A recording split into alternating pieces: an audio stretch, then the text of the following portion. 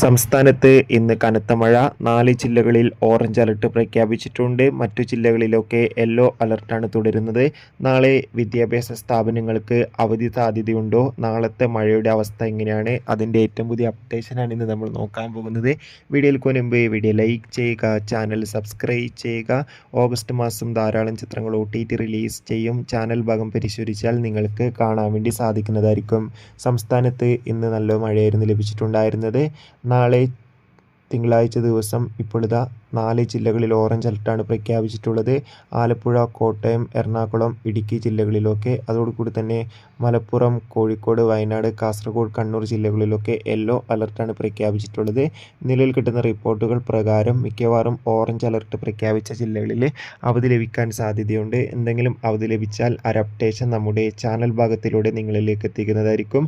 കൂടുതൽ അപ്ഡേഷൻ കിട്ടാൻ വേണ്ടി ചാനൽ ഇപ്പോൾ തന്നെ സബ്സ്ക്രൈബ് ചെയ്യൂ.